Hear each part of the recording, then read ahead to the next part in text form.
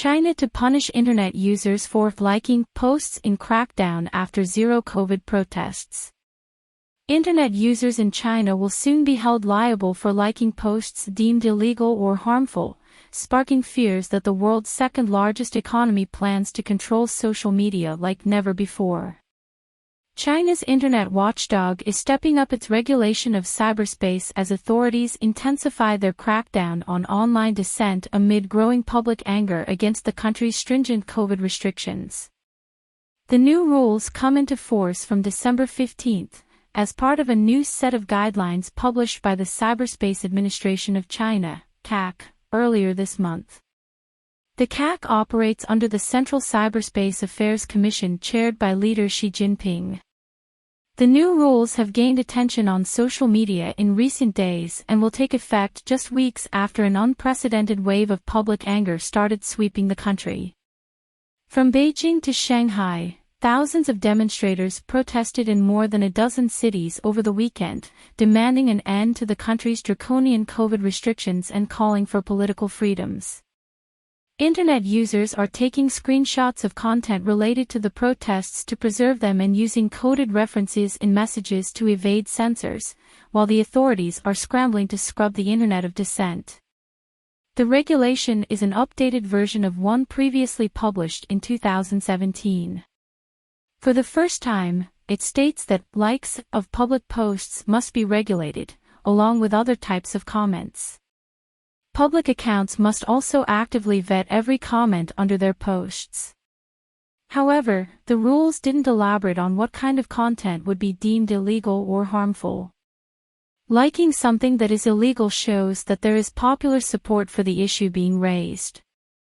Too many likes can start a prairie fire, said David Zweig, professor emeritus at the Hong Kong University of Science and Technology, referring to a Chinese expression about how a single spark can start a far larger blaze. The threats to the Chinese Communist Party come from an ability to communicate across cities. The authorities must have been really spooked when so many people in so many cities came out at the same time, he added. Analysts said the new regulation was a sign that authorities were stepping up their crackdown on dissent. The authorities are very concerned with the spreading protest activities, and an important means of control is to stop the communications of the potential protesters, including reports of protest activities and appeals of joining them, said Joseph Ching, a retired professor of political science at the City University of Hong Kong.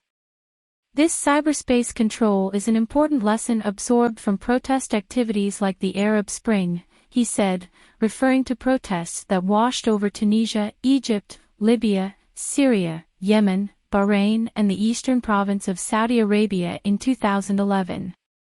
What is important to note is that in the wake of the China protests, we will likely see more aggressive policing of Chinese cyberspace, especially if the protests expand, said Isaac Stonefish, founder and CEO of Strategy Risks, a China risk consultancy firm based in New York.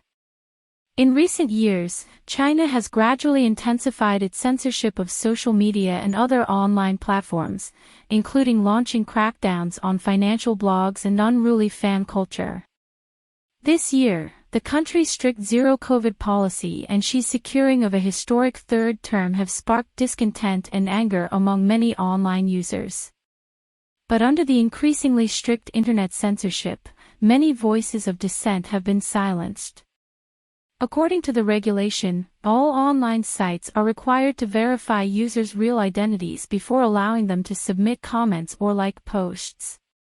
Users have to be verified by providing their personal ID, mobile phone, or social credit numbers. All online platforms must set up a vetting and editing team for real-time monitoring, reporting, or deleting content. In particular, comments on news stories must be reviewed by the sites before they can appear online. All platforms also need to develop a credit rating system for users based on their comments and likes. Users with poor ratings, dubbed dishonest, will be added to a block list and banned from using the platform or registering new accounts. However, analysts also questioned how practical it would be to carry out the newest rules, given that public anger is widespread and strict enforcement of these censorship requirements would consume significant resources.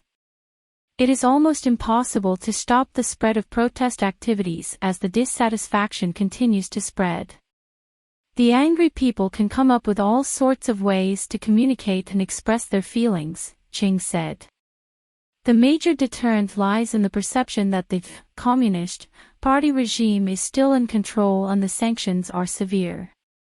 Chong Yifeng, an associate professor in China Studies at the University of Technology Sydney, said that it is extremely difficult now for the Chinese public to voice their grievances and anger.